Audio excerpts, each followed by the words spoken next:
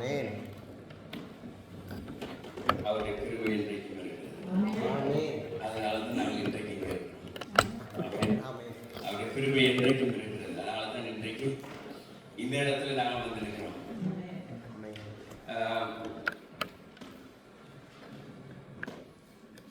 வேதம் சொல்லுகிறது, அவர் வையப்படும் பொழுது வாய் திறவாது இருக்கிற ஆட்டுக்குட்டியை போல இருந்தார். எப்படி அவர் வாய் திறவாது இருக்கிற ஆட்டுக்குட்டியை போல இருந்தார்னு சொல்லி இன்றைக்கு நாங்கள் பார்க்க போகிறோம். உங்களை எல்லாம் சந்திக்கிறதுல சந்தோஷம். மறுபடியுமா பாஸ்டர் கேட்கும் பொழுது சண்டே கேட்டாங்க. எங்களுக்கு சண்டே வர முடியாத ஒரு சூழ்நிலை என்னென்னா எங்களோட ஆராதனைக்கு மட்டும் இருக்கும். அப்போ டைம் இருக்காது. யோசிச்சு ஓகே நான் அன்றைக்கு சொல்ல மறந்துட்டேன். நான் கடைசி நேரம் கேட்டேன், பரவாயில்ல இன்றைக்கு வரணும்னு சொல்லி கர்த்தருடைய கிருபையில் இந்த இடத்துல வந்து செய்தியை கொடுக்க கர்த்தர் கிருபை செய்தார். ஆமென். என்னுடைய தேவன் நல்லவர். ஆமென். அவர் ஜீவிக்கிறவர். ஆமென்.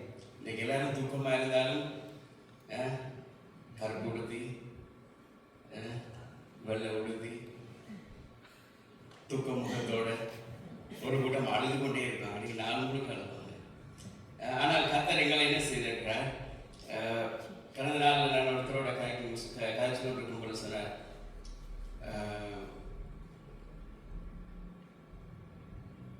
ஈஸ்டர் ஈஸ்டர் ஈஸ்டர் காய்ச்சி கொண்டார். நான் சொன்னேன், அது ஈஸ்டர் இல்லை. ஈஸ்டர்னு சொன்னால் உனக்கு என்னன்னு தெரியுமா?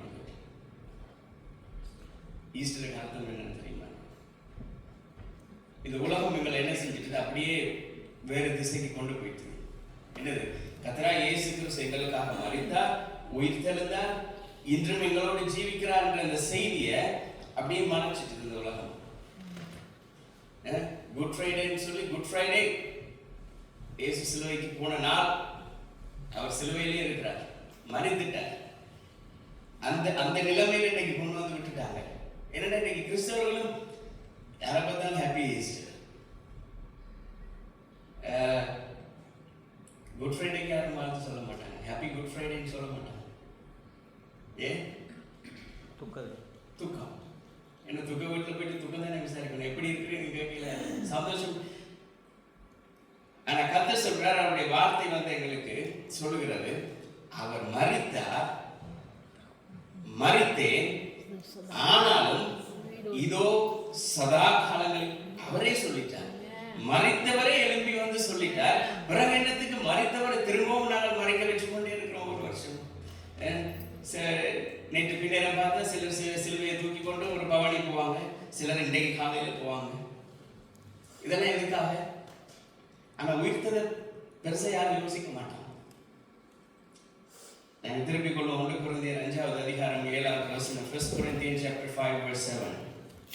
அவர் சொல்லுகிறார், எதற்காக நான் அடிக்கப்பட்டேன் என்று சொல்லி அவர் சொல்லுகிறார்.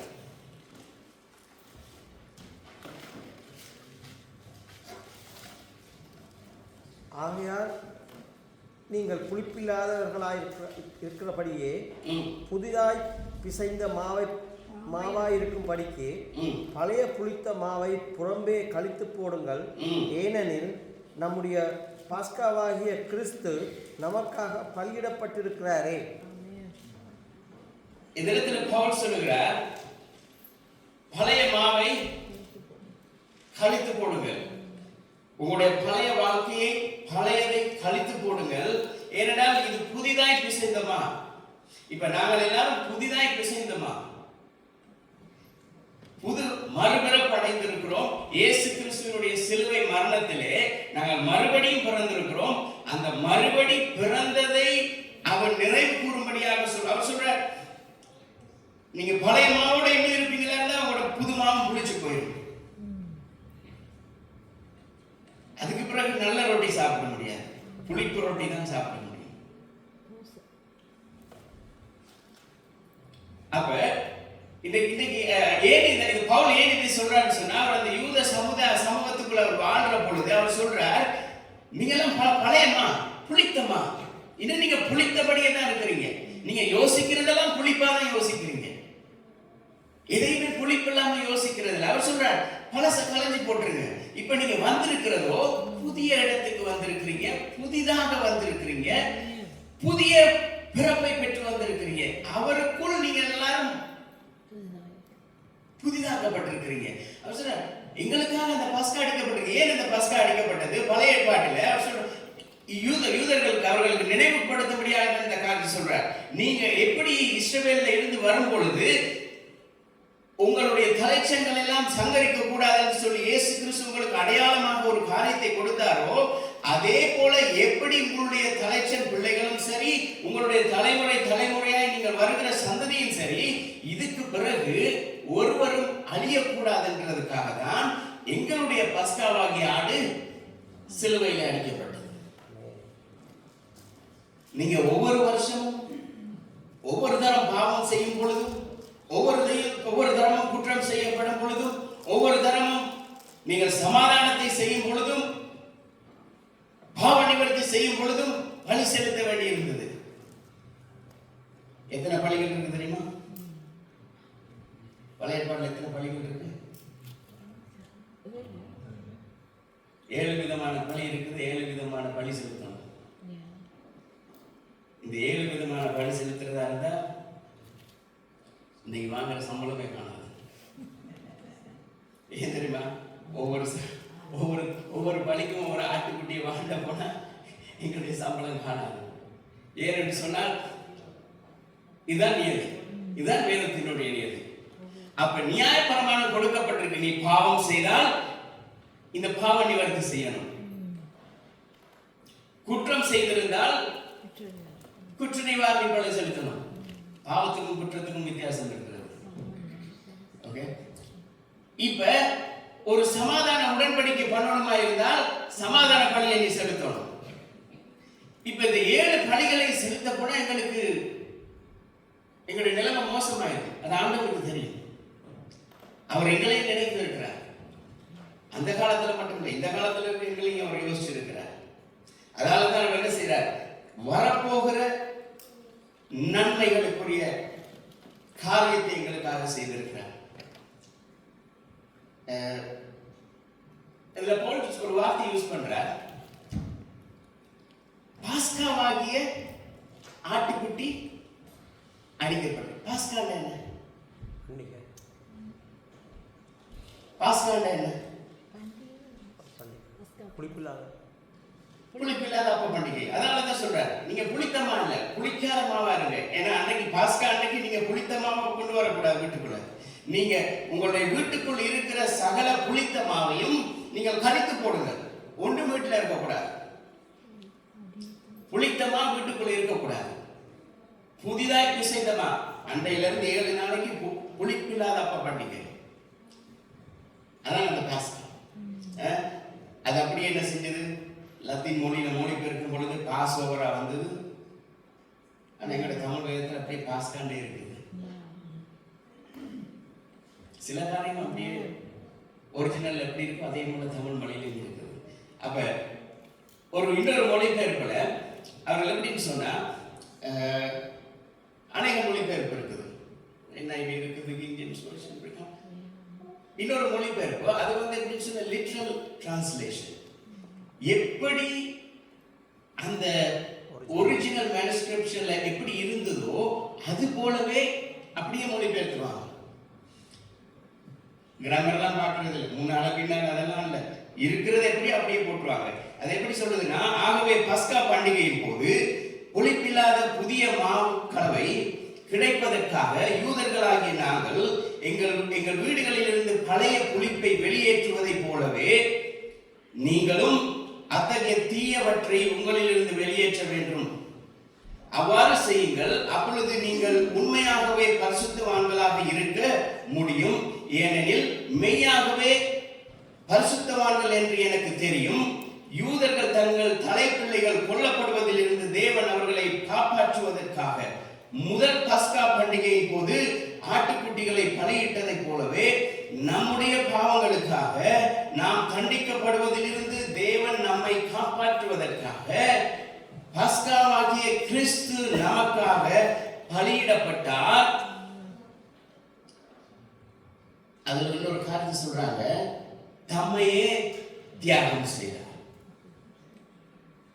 இப்ப ஆட்டுக்குட்டிய கொண்டு போய் கொடுக்கணும், ஆசாரியர் வாங்குவார். நீங்க ஒவ்வொருத்தரும் ஒவ்வொரு ஆட்டுக்குட்டியை வேண்டி இந்த இடத்துல வந்து நிற்பீங்க. இங்கே நிற்க முடியாது, வெளிப்பிரகாரத்துல தான் நிற்கணும், உள்ள வர முடியாது. ஆஸ்திரேலியா மட்டும்தான் உள்ளவே இல்லை. தேவனுடைய ஜனங்கள் எல்லாம் அந்த வெளிப்பிரகாரத்துடைய அலுவலம் முடிச்சிடணும். ஆட்டுக்குட்டியை கொடுத்துட்டு நீங்க அங்க தூரமா தள்ளி நிற்பீங்க. ஏன்னா நீங்க பாருங்க, இப்ப நாங்களெல்லாம் பாவிகள், இப்ப நாங்கெல்லாம் அந்த இடத்துல வந்து நிக்கிறோம். இப்ப ஊழியக்காரர் உள்ள நிக்கிறார். நீங்க கொடுக்கிற ஆடு உங்களோட கையோ அந்த பாவியான மனுஷனுடைய கையை தொட்டக்கூடாது. அப்படி அந்த பாவியான மனுஷனுடைய கை உங்களோட கையில பற்றக்கூடாது.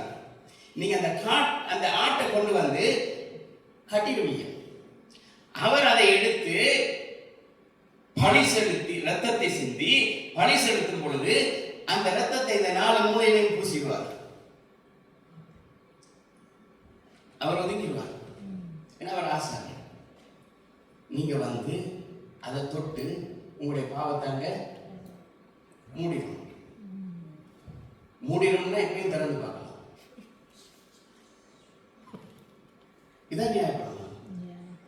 நியாயப்பிரமாணம் எங்களுடைய பாவங்களை அப்படியே மூடும்.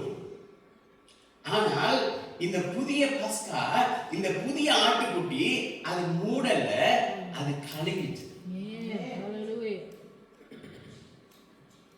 எனக்கு எந்த இடத்துல அந்த வசனம் இருக்குன்னு தெரியாது. அவர் என்ன தெரியுமா செய்தார்? அவர் எங்கள் ஒவ்வொருடைய பாவங்களையும் கழுவி சுத்திகரித்தது போலவே பரலோகத்திலும் சில காரியங்களை அவர் சுத்திகரிக்க வேண்டும். அப்படி வசனம் சொல்லுது. ஏன்னு சொன்னா, உதாரணத்துக்கு சொல்றேன், யோபுவை சோதிக்கிறதுக்கு இந்த சத்ருவான் தேவனிடத்துல போய் வந்தான். அவன் நின்ற இடத்துல கூட அவர் கழுவிட்டார். நாங்க எப்படி இன்றைக்கு இந்த உலகத்தார் என்ன செய்யறார்கள், எப்படி மஞ்சள் தண்ணி ஊத்தி கழுவுறாங்களோ. எதுக்கு மஞ்சள் தண்ணி ஊத்தி கழுவுறாங்க? சுத்திகரி. எதை சுத்திகரிக்கணும்? பூச்சியை, கிருமிகளை. காரணமே தெரியாது. சிலரை கேட்டா எதுக்கு மஞ்சள் தண்ணி ஊத்துறோம்? நல்லதுக்கு. என்ன நல்லதுக்கு? ஜெர்ம்ஸ் போகணும். நிலத்துக்கு தெளிக்கிறத கொஞ்சம் எங்களுடைய சரீரத்தில் தெளிச்சா எங்களுடைய சரீரத்தில் உள்ள ஜெர்ம்ஸ் போயிடும். அப்ப இந்த ரத்தம் தெளிக்கப்பட வேண்டும். இந்த ரத்தம் தெளிக்கப்படுகிற பொழுதுதான் பாவ மன்னிப்பு உண்டாகிறது. பாவ மன்னிப்பு உண்டாகிற பொழுதுதான் நாங்கள் பரிசுத்தமாக்கப்படுறோம். அப்ப அதைதான் இந்த மொழிபெயர்ப்பில் அவர் தெளிவா சொல்றார். எப்படி நீங்க யூதர்களாகிய நீங்க பஸ்கா அடிக்கப்பட்டு உங்களுடைய தலைப்பிள்ளைகளை எல்லாம் காப்பாற்றணும்னு சொல்லி ஓடி ஒரு ஆட்டுக்குட்டியை வாங்கி அதை அடித்து அதனுடைய ரத்தத்தை நிலைக்கால பூசி உங்களுடைய வீட்டுக்கு பாதுகாப்பு கட்டளையிட்டு நீங்களே செய்து கொண்டீங்களே, அது போலவே உங்களுடைய தேவனாகிய கர்த்தர் அவரே பஸ்கா ஆட்டுக்குட்டியாக இப்ப எங்களுக்கு எல்லாருக்காகவும் அவர் இப்ப அந்த பழச கொண்டு வந்து இந்த புதுசோட ஜாயின் பண்ணாரு. அவர் பழையமான் புளித்தமான் புதியமான் சொன்னது இதுதான். அந்த பழச கொண்டு வந்து பழைய காரியத்தை கொண்டு வந்து புது காரியத்தோட, ஆகையால் நீங்கள் புளிப்பில்லாதவர்களா இருக்கிறபடியே பவுல் சொல்றார். அந்த தன்னுடைய ஜனங்களை பார்த்து சொல்றார், நீங்கள் புளிப்பில்லாதவர்களா இருக்கிறபடியே. அடுத்ததுல சொல்றார், நான் விசுவாசிக்கிறேன். நீங்க அப்படியே தான் இருக்கிறீங்க, மாறல. இந்த பலியிடப்படுகிற இந்த பஸ்கா ஆட்டுக்குட்டி எப்படி தெரியுமா இருக்கணும்? அதுக்கு ஒரு வரமுறை இருக்குது. இந்த ஆட்டுக்குட்டி இப்படிதான் இருக்கும். வாசிங்க பாப்போம். யாத்திராகமம் 12வது அதிகாரம் 5வது வசனத்திலிருந்து 6வது வசனம். Exodus chapter 12 verse 5 to 6. அந்த ஆட்டுக்குட்டி பழுதற்றதும் ஆணும் 1 வயது உள்ளதுமாக, அது ஆணா இருக்க வேண்டும், 1 வயது உள்ளதா இருக்க வேண்டும். செம்மறி ஆடுகளாவது வெள்ளாடுகளிலாவது அதை தெரிந்து கொள்ளலாம். அதை இந்த மாதம் 14ஆம் தேதி வரைக்கும் வைத்திருந்து சபையின் இவ்வாறும் சாயங்காலத்தில் அதை அடித்து அது ரத்தத்தில் கொஞ்சம் எடுத்து தாங்கள் அதை புசிக்கும் வீட்டு வாசல் நிலைக்கால்கள் இரண்டிலும் நிலையிலே மேச்சட்டத்துல தெளித்து. இப்ப அவர் சொல்றார், நீங்க இந்த பஸ்காவை எப்படி நீங்க பலியிடணும்னு சொன்னா, வீட்டுக்கு ஒரு ஆட்டுக்குட்டியை பிடிச்சு கொள்ளுங்க. அந்த ஆட்டுக்குட்டியை என்ன செய்யணும்னு சொன்னா அடிக்கணும். எப்படி அடிக்கணும்? அந்த ஆடு எப்படிப்பட்டதா இருக்கணும்? பழுதட்டதா இருக்கணும். சொன்னா நம்ப மாட்டீங்க. இங்க அந்த சிஸ்டம் இல்லை. அதனால ஓகே, கர்த்தருக்கு ஸ்தோத்திரம். இலங்கை இந்தியாவில் ஜனங்கள் என்ன சொல்றது,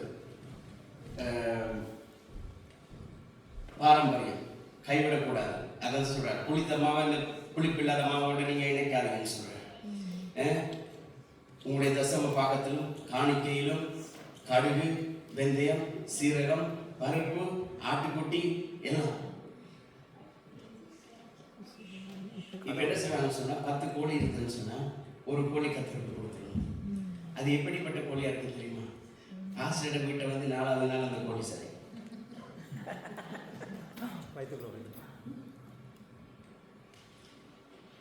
ஏன் சொல்றேன்னு சொன்னா, எங்களுடைய சம்பிரதாயம், சடங்காச்சாரம், பாரம்பரியம் போகக்கூடாது. ஆனா அவர் சொல்றார், நீ கர்த்தருக்கு கொடுக்கும் பொழுது நீ பலியிடப்பட வேண்டிய இந்த ஆட்டுக்குட்டி எப்படி இருக்கணுமா? பழுதற்றதா இருக்கணும். நோய் இருக்கக்கூடாது, நசல் இருக்கக்கூடாது. அப்படியே அவர் சொல்றார், நசல் இல்லாததும் சொல்றார். எப்படி? அந்த சில ஆடு மாடுகளை பார்த்தீங்கன்னு சொன்னா நல்லா ஓட முடியாது. அது நசல் எப்படி தெரியுமா? அந்த இருந்த இடத்துல அப்படியே இருக்கும். தலைகளை போட்டு நிற்கிறாரு. ஏன்னா அதுக்கு அந்த உற்சாகமே இருக்காது.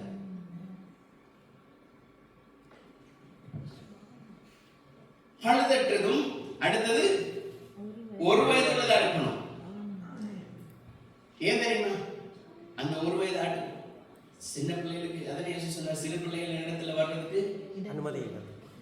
அவர்களுக்கு ஒன்றும் தெரியாது. இது ஆட்டுக்குட்டி கொண்டு தெரியாது. இது வெளியே போயிட்டுதுன்னு சொன்னா வெளி மிருகங்களோட சேர்ந்து வெளி பழக்கம் வந்துடும். ஆனா அது வரக்கூடாது. இவர் சொல்றார், 1 வயது உள்ளதா இருக்கணும், ஆனா இருக்கணும். ஆனா நீங்க செம்மறியாடை எடுக்கலாம், வெள்ளாடை எடுக்கலாம், அதை பத்தி பிரச்சனை இல்லை. ஆனா ஆட்டுக்குட்டி இருக்கணும். நீங்க கொண்டு வர ஆட்டுக்குட்டி இப்படிதான் இருக்கும். இப்ப யோசிச்சு பாருங்க, எங்களுக்கு இது கட்டுமா? கட்டாது. தேடி பிடிச்சு அந்த நாட்கள்ல ஒரு காரியம் நடந்து என்ன தெரியுமா? ஆட்டுக்குட்டிக்கு பற்றாக்குறை வரும். ஏன்னா இதுக்காகவே அவர்கள் என்ன செய்வார்கள், ஒரு கியூல நிற்பாங்களாம். முதலாவது அந்த ஆடு போடுகிற ஈன்றுகிற குட்டிக்காக வெயிட் பண்ணிட்டு நிற்பாங்களாம் யூதர்கள். ஏனென்று சொன்னால் கிடைக்கணும். அது கிடைச்சா எனக்கு 1 வயதுள்ள பழுது, அது எப்படி 1 வயதுள்ள ஆட்டுக்குட்டி கிடைக்கும்? ஆனா பழுதில்லாத ஆட்டுக்குட்டி கிடைக்கணும், நசல் இல்லாததா இருக்கணும். இப்படிப்பட்ட ஆட்டுக்குட்டி கிடைச்சதுன்னு சொன்னா எனக்கு தான் அதிர்ஷ்டம். இது அவர்கள் எதிர்பார்த்து கொண்டிருப்பார்கள். ஏன்? வருஷந்தோறும் எதிர்பார்ப்பார்கள். கர்த்தர் சொல்லுகிற இந்த காரியத்தை எல்லாம் செய்யறது ஒரு கட்டத்துல மனுஷனால ஏலாம போற நேரம் என்ன திரும்ப செய்யறான். என்னால முடியல கர்த்தாவே, பாவம் செய்யறான், துரத்தப்படுகிறான், அடிமைப்பட்டு போகிறான், கட்டளைகளை கை கொள்ள முடியல. அவர்களுக்கு 10 கட்டளைகளை கொடுத்தார். இந்த 10 கட்டளையிலையும் 613 உபகட்டளைகள். ஏற்கனவே உங்களுக்கு சொன்னா தெரியாது. இந்த யூதர்களுக்கு ஆண்டவர் எப்படி நீ வாஷ்ரூம் போகணும்னு சொல்லி கூட சொல்லிக் கொடுக்கிறார். வாஷ் இருக்குங்களா? நீ எப்படி வாஷ்ரூம் போகும் பொழுது எப்படி போகணும்னு சொல்லி கூட கொடுக்கிறார். நீ சாப்பிடக்குள்ள எப்படி சாப்பிடணும்னு சொல்லி கொடுக்கிறார். அப்படியா இருந்தால் அவர்கள் எப்படிப்பட்டவர்களா இருந்தார்கள்? தமிழ் வேதத்துல அந்த அர்த்தத்தை அப்படியே கொடுக்கல, சொல்லுகிறது அவர்கள் காட்டு மிராண்டிகளா இருந்தார்கள். சாப்பிடுறதுக்கு, வாஷ்ரூம் போறதுக்கு சொல்லி ஆண்டவர் சொல்லி கொடுப்பாராய் இருந்தால் அவர்கள் எப்படிப்பட்டவர்களாக இருந்திருக்கார்கள்? தேவன் சொல்றார், நீங்க சிறிய கூட்டமா இருக்கும் பொழுது நான் உங்களை அழைத்திருந்தேன். சிறிய கூட்டம், ஏன்னா அவர்கள் பெரிய கூட்டம் இல்லைன்னா அவர்கள் எப்படிப்பட்டவர்களாக இருந்திருப்பார்கள்? அப்படிப்பட்டவர்களை கர்த்தர் தெரியும். காரணமே அவர் ஒன்றும் இல்லாத கீழே இருக்கிற ஜனங்களை தான் அவர் தேடி உயர்த்துகிறவராக இருக்கிறார். அப்ப அவர் சொல்றார், இப்படிப்பட்டவர்கள், நீங்கள் இப்படிப்பட்ட சூழ்நிலையில இருந்து வந்திருக்கிறீங்க. இப்ப நீங்க உங்களை நீங்க சரிப்படுத்தி கொண்டு தேவனிடத்தில் வருகிறதுக்கு நீங்கள் இப்ப என்ன செய்யணும்? நான் சொல்றபடி நீங்க செய்யணும். அவர் சொல்லி சொல்லி பார்த்தா இவர்களால் செய்ய முடியல. அந்த ஆட்டுக்குட்டி பழுதற்றதுன்னு சொல்லுகிறத யாருக்கு உறுதி செய்யணும்? அதுவும் ஆசாரியன் செய்யணும். நீங்க கஷ்டப்பட்டு தேடி பிடிச்சு ஒரு ஆட்டுக்குட்டியை கொண்டு வந்துருவீங்க. அந்த ஆட்டுக்குட்டி நல்லதா இல்லையான்றது அதை ஆசாரியன் கன்ஃபார்ம் பண்ணணும். தற்செயலா அந்த ஆசாரியருக்கு உங்களுக்கு இடையில ஏதோ ஒரு பிரச்சனை இருக்குன்னு சொன்னா அது ரிஜெக்ட். சில நேரம் அந்த ஆசாரியர் கூட பக்கத்து வீட்டுக்காரனா இருப்பார், உங்களை பத்தி எல்லாம் தெரியும். இப்ப அவர் சொல்றார், இல்ல இந்த ஆட்டுக்குட்டி ரிஜெக்டட், ஏன்னா இதுக்கு ஒரு காலில் ஒரு பக்கம் கால் வளைஞ்சிருக்கு. என்ன நீ அது? இதான் சட்டம். நீ ஆட்டுக்குட்டியை கொண்டு வரும் பொழுது அந்த ஆசாரியன் சொல்ல வேண்டும், இந்த ஆட்டுக்குட்டி பழுதில்லை. இப்ப பழுதில்லாத ஆட்டுக்குட்டியா இருக்குது, ஓகே, பழுது இல்லை, நசலும் இல்லை. இப்ப வயசை பார்க்கிறான், இந்த ஆட்டுக்குட்டி எப்ப பிறந்தது? ஒரு நாள் பிந்தி இருந்தாலும் அந்த ஆட்டுக்குட்டி இருக்கு. எவ்வளவெல்லாம் யோசிக்க வேண்டியிருக்குது, எவ்வளவெல்லாம் காரியங்கள் செய்ய வேண்டியிருக்குது. அப்ப எங்களுக்கு ஆண்டவர் இப்படி ஒரு ஃப்ரீயா ஒரு கிஃப்ட கொடுத்ததுக்கு பிறகு அந்த கிஃப்டையும் மாத்தி பழசோட ஜாயின் பண்றோம். ஆனா அந்த இயேசு கிறிஸ்துவினுடைய இந்த ஆசாரியத்துவம் இருக்கு தெரியுமா? இது இந்த பழைய ஏற்பாட்டினுடைய ஆசாரியத்துவத்திலும் கொஞ்சம் அப்படியே முற்றிலும் வேறுபட்டது. அவர் அந்த ஆசாரியனை போல எங்களை ஒவ்வொருத்தட்டே இருக்கிற நசல்களை எல்லாம் பார்த்திருந்தாருன்னு சொன்னா நாங்கெல்லாம் ரிஜெக்ட். அந்த ஆசாரியனை போல எங்களுடைய வயசை பார்த்திருந்தாருன்னா நாங்கெல்லாம் ரிஜெக்ட்.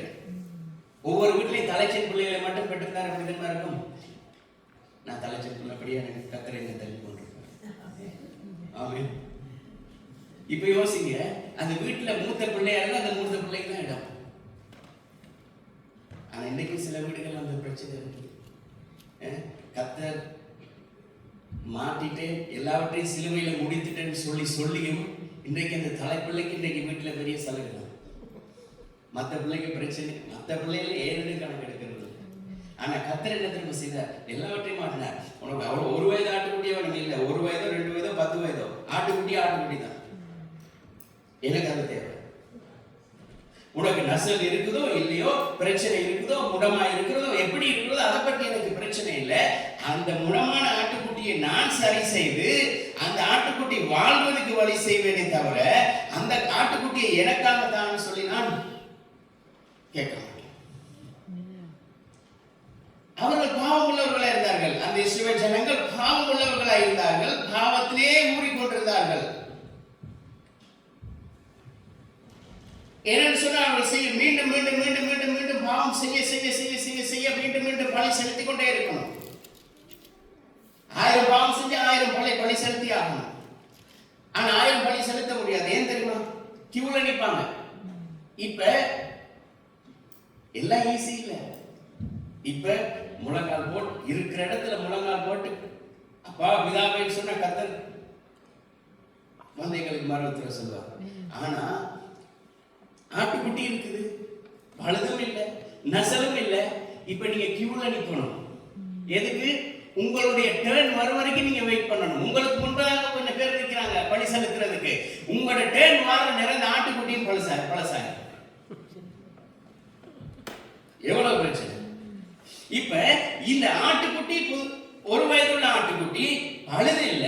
இப்ப உங்களோட டர்னுக்காக நீங்க வெயிட் பண்றீங்க. அவர்களுடைய நம்பர், உங்களுடைய இலக்கத்தின் படியே நீங்க என்ன செய்யணும்? பழி செலுத்தணும். அப்போ கர்த்தர் எவ்வளவு யோசிச்சிருக்கிறார் பாருங்க. இந்த கூட்டத்தை நான் முறையா கொண்டு வரணுமா இருந்தா டிசிப்ளின் முக்கியம் சொல்றத அவர் அப்பவே தெரிஞ்சிச்சார். இன்றைக்கு சபைகள்ல எல்லாம் இருக்குது, டிசிப்ளின் மட்டும் இல்லை.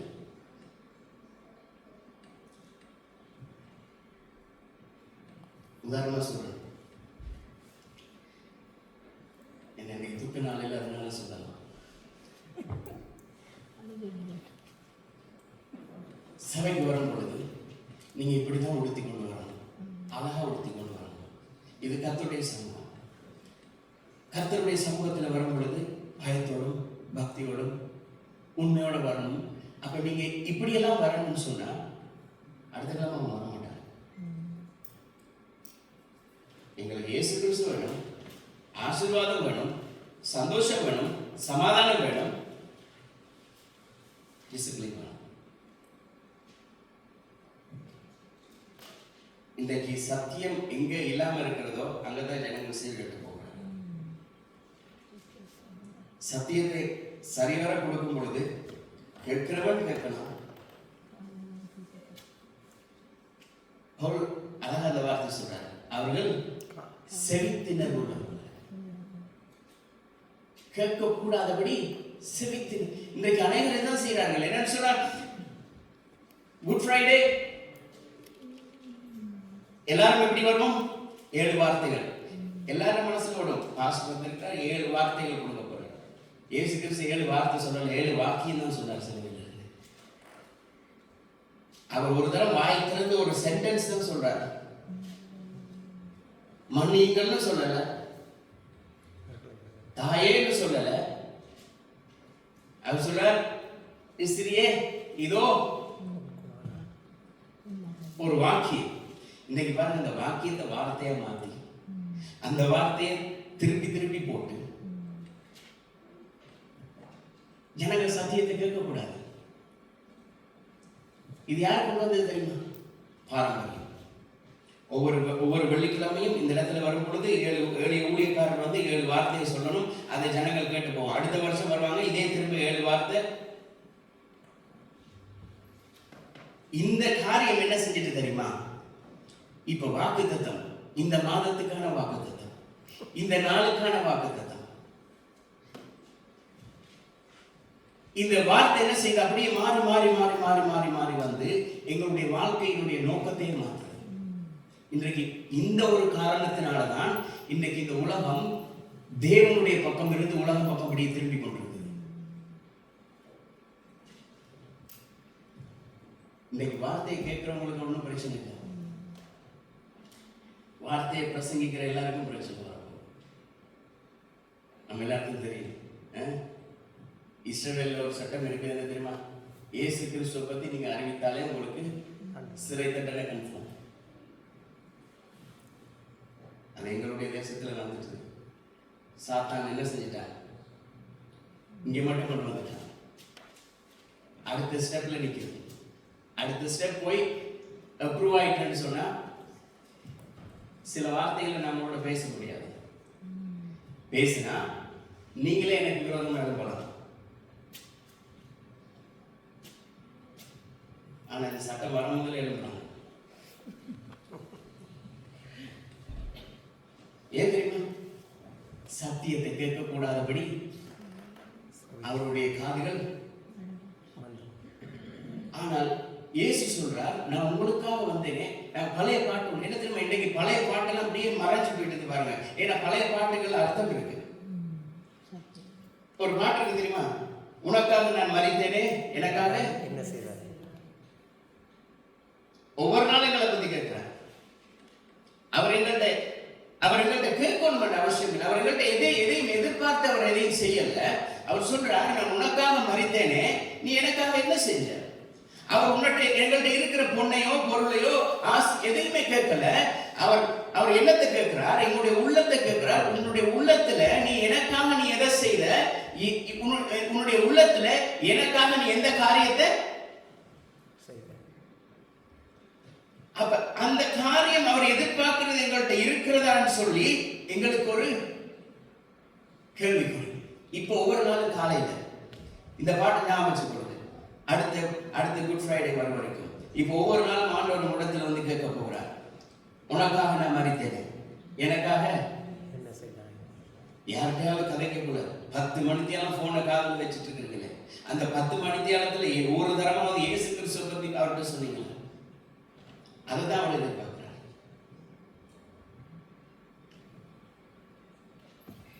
அவர் தம்முடைய ஒரே பேரான குமாரன் இந்த உலகத்துக்கு அனுப்பினார். அவர் என்ன செஞ்சிருக்கலாம்?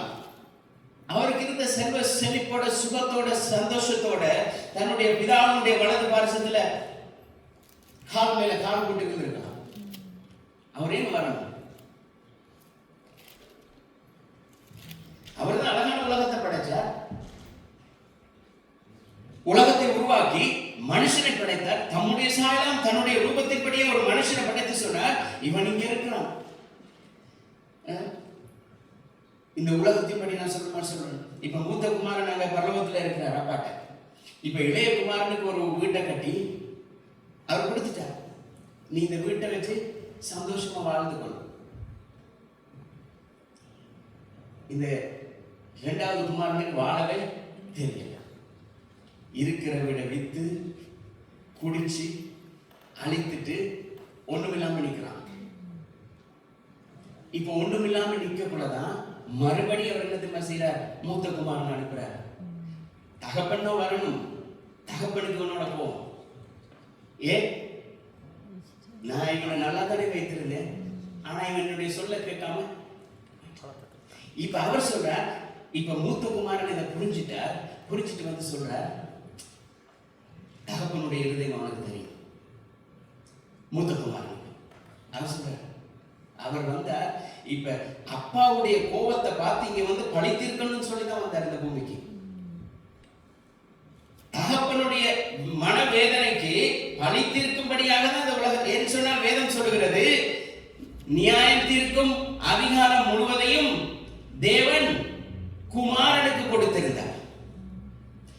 நியாயம் தீர்க்கும் அதிகாரம் முழுவதையும் அவர் குமாரனுக்கு கொடுத்திருந்தும் அதை அவர் கையில எடுக்கல. அவர் எதை கொடுத்துட்டு போனார்? வந்தவர் எங்களை பார்த்தோன்னு அப்படியே மனசை மாத்திட்டார். இவனை நான் தண்டிக்கிறத விட இவனுக்காக நான் ஏதாவது செய்து தகப்பனிடத்துல போய், தகப்பனை அவன் தெரியாம செஞ்சுட்டான், அவனுக்கு நான் கேரண்டி. யாரு? இப்ப என்ன பார்த்து சொல்றார்? மார்க்குக்கு நான் கேரண்டி, டேனிக்கு நான் கேரண்டி. யார் சொல்றது? மூத்த குமாரன். இப்ப பிதா என்ன யோசிப்பார்? பிதா எங்களோட நேரா பார்க்க மாட்டார். நேரா பார்த்தா அவருக்கு பழைய கோபம் வரும். அவர் இப்ப யார் மூலமா பார்க்கிறார்? அவர் சொல்றார், என்னதான் நான் என்ன மூத்தமான உன்னை மேல கொண்டு வந்துட்டான், இப்ப நீ எனக்கு மகன் தான்.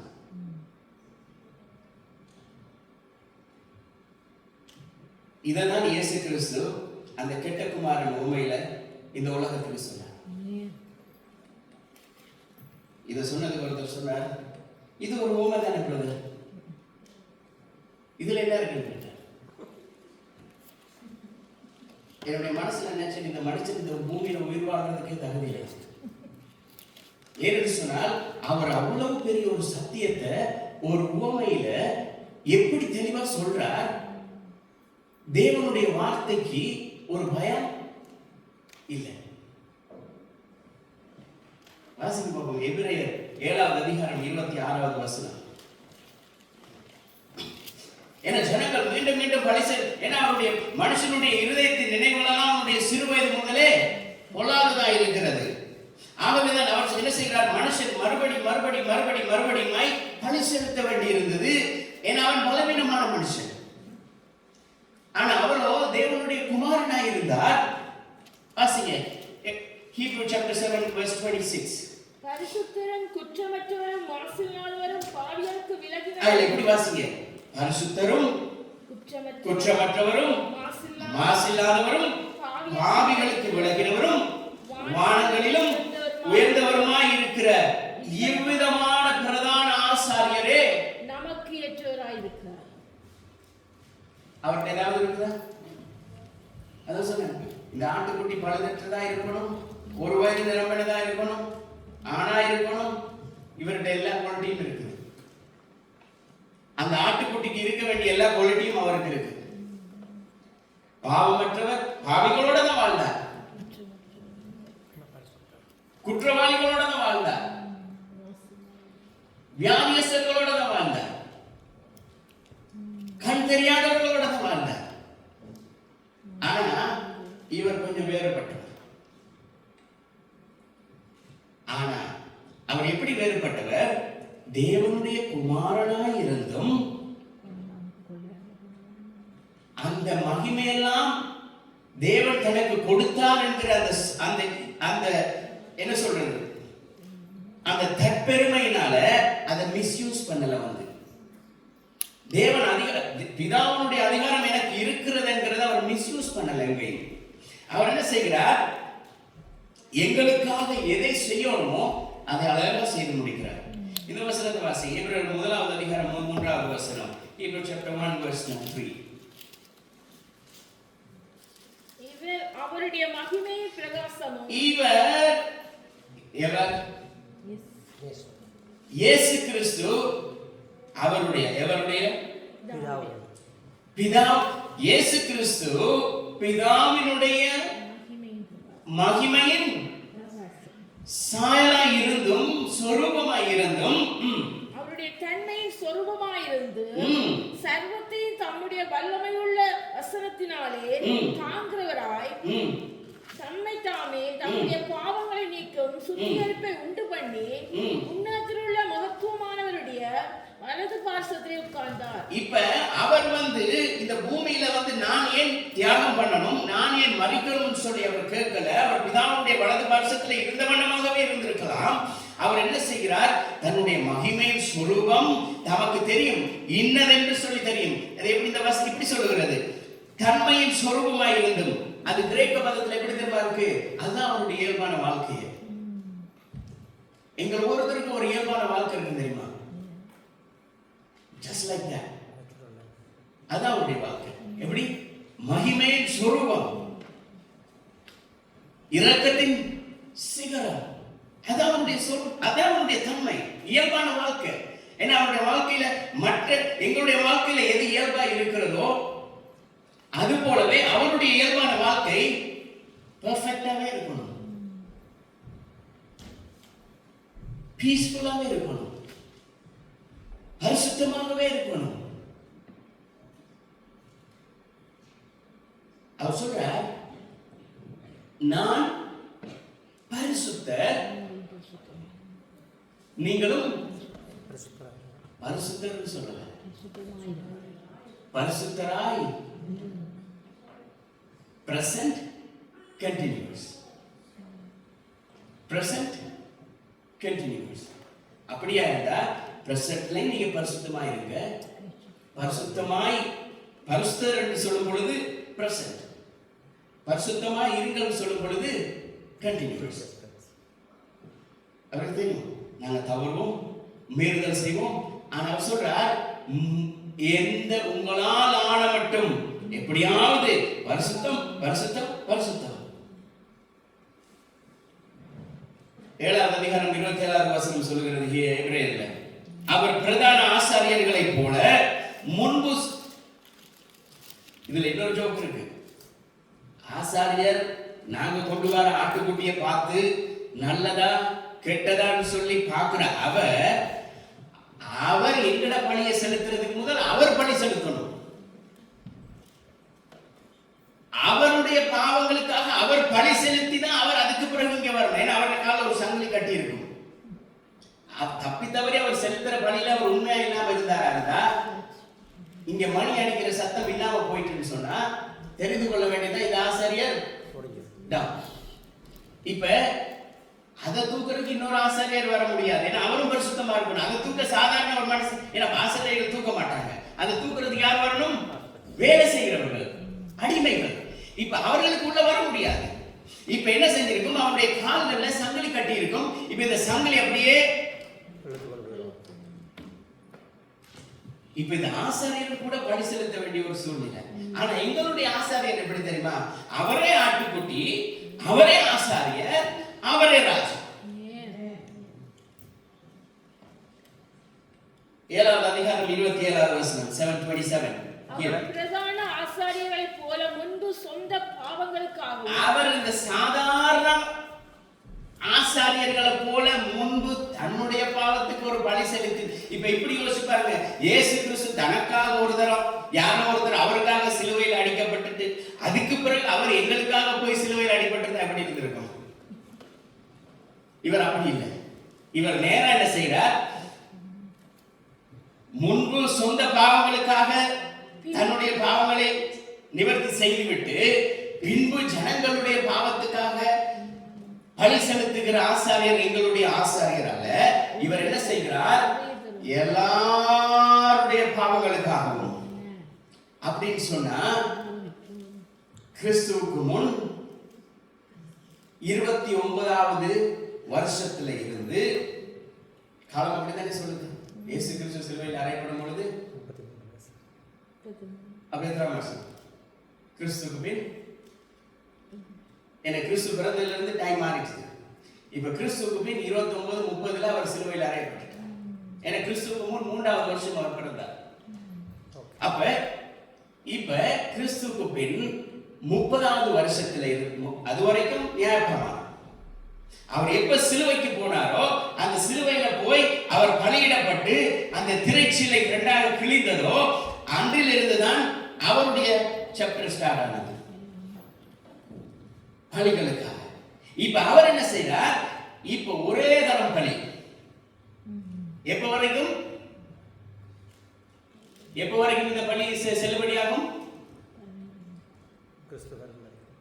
கிறிஸ்து அவர் தன்னுடைய மகிமையினாலே வந்து இந்த பூமியில எங்கள் எல்லாரையும் எடுத்துக்கொண்டு அவரோடு அவர் சொன்னார், இப்ப நான் உங்களோட இந்த பாத்திரத்தில் பங்கு கொள்கிறேன். நான் திரும்ப எப்ப பங்கு கொள்வேன்?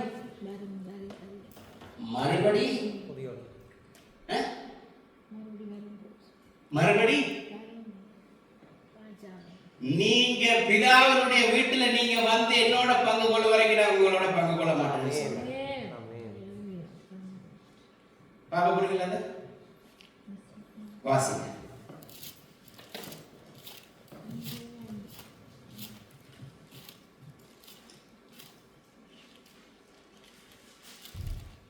மத்தேயு 26வது அதிகாரம் 29வது வசனம். Matthew chapter 26 verse 29. இது முதல் இந்த திராட்சைப்பழ ரசத்தை நவமானதாய் உங்களோட கூட என் பிதாவின் ராஜ்யத்திலே நான் பானம் பண்ணும் நாள் வரைக்கும் நான் இதை பானம் பண்ணுவதில்லை என்று உங்களுக்கு. அவர் மறுபடியும் எல்லாரும் எப்படி தெரியுமா மனம் யோசிக்கும்? அவர் மறுபடியும் இந்த பூமிக்கு அவர் எங்கள் எல்லாரையும் எடுத்துக்கொண்டு மறுபடியும் இந்த பூமிக்கு வருவார். 1000 வருஷம் அரசாட்சி செய்வார். அந்த நேரம் தான் அவரோட நீங்கள் பிதாவினிடத்துல வந்து அங்க கல்யாண விருந்துல நீங்க பானம் பண்ணும் பொழுதுதான் நான் உங்களோட பானம் பண்ணுவேன். அதனால தான் புரியுதா? கணவன் மனைவி எப்படி கம்யூனியன்ல பங்கு கொள்றாங்க? கணவன் மனைவியா? கணவன் வந்து நிற்கிறார், மனைவி வாரா, மனைவி வரும்போது கம்யூனியன் கொடுத்துருவாங்களா? கணவன் சொல்றார், நீ என்ன கல்யாணம் முடிக்கும் பொழுது நான் உன்னோட கூட மனமாட்டியா இதுல பங்கு கொள்றேன். என்ன இந்த காலம் அந்த கல்ச்சர் இல்லை, அதனால மாறிச்சு. அவர் சொல்றார், நீங்க நான் உங்களுக்கு இந்த அப்பத்தை பெற்று இந்த ரசத்தை சிந்தி நான் உங்களுக்கு கொடுத்துட்டேன். இப்ப நீங்க இதை பானம் பண்ணும் பொழுதெல்லாம் நினைச்சு கொள்ளுங்க. எப்படி நினைச்சு கொள்ளுங்க? நான் உங்களுக்காக மரித்தேன், உங்களுக்காக உயிர்த்தேன், உங்களுடைய பாவம் நிவர்த்தி செய்யப்பட்டது. இப்ப நீங்க எல்லாரும் பரிசுத்தமாயிட்டீங்க. இப்ப நீங்க பானம் பண்றீங்களே இந்த ரத்தம், இந்த சரீரம், இதை நான் எப்ப தெரியுமா உங்களோட பானம் பண்ணுவேன்? நீங்க நான் வரும் பொழுது நீங்க பிதா அவருடைய விசுவாசம், அவர் எங்கள் மேல் வைத்த நம்பிக்கை, நாங்க அவர் மேல வைத்த நம்பிக்கை இது இல்லை. இது அவர் எங்கள் மேல் வைத்த நம்பிக்கை என்ன? நீங்கள் பிதாவினிடத்திலே வந்து அவருடைய வாசஸ்தலத்திலே இருக்கும் பொழுது நான் மணவாளனாய் நீங்கள் மணவாட்டியாய் இருக்கும் பொழுது நான் பங்கு கொள்வேன் சொல்றார். இப்படிப்பட்ட ஒரு ஆழமான ஒரு சத்தியத்தை கர்த்தர் எங்களுக்கு தந்திருக்கும் பொழுது நாங்கள் ஏன் இன்னும் இந்த பாரம்பரியத்துக்குள்ளேயே வெள்ளையை போட்டுட்டு கருப்பை போட்டுட்டு நாடாவை கட்டிட்டு அவர்கள் சொல்றார்கள் இன்னைக்கு அனைகள் தானே விரும்புறாங்க சந்தை வழிகள் வந்தனங்களையும் தங்கள் கச்சைகளிலே கருப்பு நாடாக்களையும் அதுதான் இன்றைக்கு மனுஷர்கள் விரும்புறாங்க. இன்றைக்கு அது ஒரு கல்ச்சராகவே மாறிட்டுது. அந்த கல்ச்சர் இருந்ததே ஒரு கூட்டத்துக்கு தான். இன்றைக்கு என்ன தெரியுமா, கத்தி எடுத்தவனெல்லாம் அதெல்லாம் அப்படி காரியங்களை சொல்ல முடியாது சில இதுகள்ல. அப்ப இன்றைக்கு வேதம் எடுத்தவர்கள் எல்லாம் கர்த்தருடைய ஊழியக்காரர்கள் அல்ல. இன்றைக்கு வேதம் எடுத்தவர்கள் எல்லாம் தேவனுடைய போர் சேவர்கள் என்கிறதை விட இன்னைக்கு வேதம் எடுத்தவர்கள் எல்லாம் பிஷப்பாக தான் யோசிக்கிறாங்க. எதுக்கு தெரியுமா சார்? அந்த வெள்ளை சூட்டுக்கும் அந்த கருப்பு கோட்டுக்கும் அந்த நாடாகும். ஆனா அவர் சொல்ற, இவர்கள் தங்களுக்கு புகழை தேடிக்கொண்டு ஓடுறாங்க. ஆனா அந்த புகழுக்காக நான் உங்களை அழைக்கல, இதை விட புகழ் நான் உங்களுக்கு அங்க வச்சிருக்கேன்னு சொன்னேன். ஏன்னா அந்த புகழை கொடுக்கதான் நான் இந்த பூமிக்கு வந்தேன். அவர் சொல்ற, இந்த திராட்சை பழ ரசத்தை நவமானதாய் நான் பிதாவுடைய சந்நிதியிலே உங்களோட கூட பகல் வரைக்கும் நான் கலந்து கொள்ள மாட்டேன்னு சொல்றார். இப்ப அவர் என்ன தெரியுமா செய்வார்? அவர் பரலோகத்திலிருந்து எல்லாவற்றையும் கவனித்துக் கொண்டிருக்கிறார். அவர் எல்லாவற்றையும் பார்த்துக் கொண்டிருக்கிறார். பிதாவிடத்தில் எங்களுக்காக பரிந்து பேசிக்கொண்டே இருக்கிறார். ஏன்னா நாங்கள் செய்கிற ஒவ்வொரு மீறுதல் நிமித்தமாகவும் அவர் பிதாவிடத்தில் பரிந்து பேசிக்கொண்டே இருக்கிறார். இன்றைக்கு சபையில நடக்கிற எல்லா அக்கிரமங்களுக்காகவும் அவர் பிதாவிடத்தில் பரிந்து பேசுகிறார். ஒரு சொன்னார், இயேசு கிறிஸ்துவுக்கு பயங்கர கோபம் வந்துதான் தேவாலயத்துக்கு வந்த பொழுது. அவர் கோபப்பட்டிருந்தா சிலுவையில் மறைந்திருக்க முடியாது. அவருக்கு மனுஷ ரீதியா கோபம் வரல, அவர் ஆவியில துக்கம் கொண்டார். அதை கோபப்பட்டுட்டார் எழுதிட்டாங்க. அந்த அந்த அந்த அந்த அவருடைய மன வேதனையினாலதான் எல்லாவற்றையும் அவர் யாரையும் அடிச்சு காயப்படுத்தல, வித்த எல்லாவற்றையும் கவிழ்த்து போட்டார். அவ்வளவு அப்படிதான் வேதம் இருக்குது. அவர் சொல்ற ஒரு கோபம் வந்துச்சு. அவர் சொல்ற கோபம் வந்தாலும் அப்படின்னா பாவமா இருக்குமே அது. அப்ப அவர் குற்றவாளியா இருந்திருப்பாரு. அவருடைய கோபம் எல்லாம் என்ன தெரியுமா? அவருடைய வேதனை எல்லாம் தேவனுடைய வீடு ஜெப வீடா இருக்குன்னு சொல்லி இருக்குது. இந்த ஜெப வீட்டை நீங்க அந்த பேர் அப்படியே மாத்திட்டீங்களே. அவருடைய சமூகத்துல வந்து தேவனை ஆராதிக்கிறது, துதிக்கிறது, பாடுகிறத விட்டுட்டு இன்னைக்கு சபையில எல்லாவற்றையும் செய்றீங்க. அதுதான் அவருக்கு கோபம் வந்ததே தவிர அவருக்கு மற்றபடி கோபம் வரல. இன்றைக்கும் அவர் எங்களை பார்த்ததான் சொல்றார்.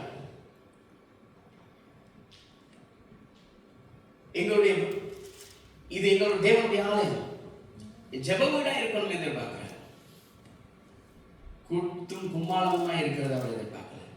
அதை செய்யுங்க. அதை எப்படி செய்யுங்க? தேவனுக்கு பிரியமா இருக்கும்படி. இந்த வசனத்தை வாசிங்க, சீக்கிரம் முடிங்க. 9வது அதிகாரம் 12வது வசனம், எபிரேயர், Hebrew chapter 9 verse 12.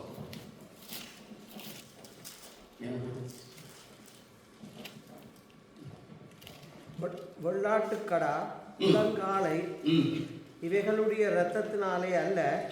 வெள்ளாட்டுக்கடா, இளங்கால். நான் சொன்னேன், நீங்கள் பணி செலுத்த வரும் பொழுது ஆட்டுக்குட்டியா இருக்கலாம், செம்மறியாடா இருக்கலாம், எந்த ஆடா இருக்கலாம்.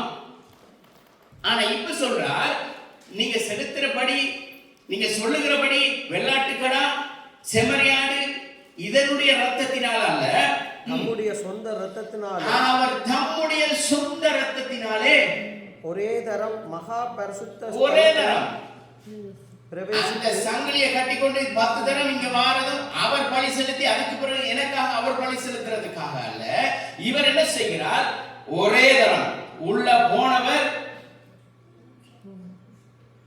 ஆட்டை உள்ள எடுத்துட்டு போனவர் தானே ஆடா பலியாயிச்சு, தம்மை தாமே அவர் ஒப்பு கொடுத்து அவர் வெளியே வந்து இப்ப 3வது நாள் அவர் வெளியில வந்து சொல்றார், உனக்காக நான் மரித்தேன், ஆனாலும் இதோ நான் சதா காலங்களிலும் உயிரோடு இருக்கிறேன். நான் மரணத்தை நித்திய மீட்பை உண்டு பண்ணினேன். திரும்ப திரும்ப செலுத்த தேவையில்லை. திரும்ப திரும்ப அதே காரியம் இல்லை. கர்த்தர் பெர்ஃபெக்ட்டா எல்லாத்தையும் செய்து முடிச்சிட்டார். ஆமென். இப்படி இருக்கும்போது இன்னைக்கு ஏன் தேவனுடைய ஜனங்கள் கலகல காரியங்களை செய்து தேவனுடைய வசனத்தை மாற்றிக்கொண்டிருக்கிறோம்? எல்லாரும் எழுந்திருக்கோம்.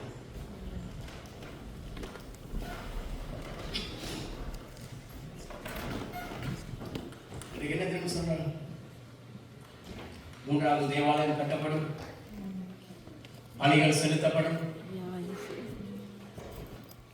ஆனா இன்னும் ஒரு தேவாலயம் கட்டப்படுமா என்றால் கிறிஸ்து மரித்தது வீணாய்.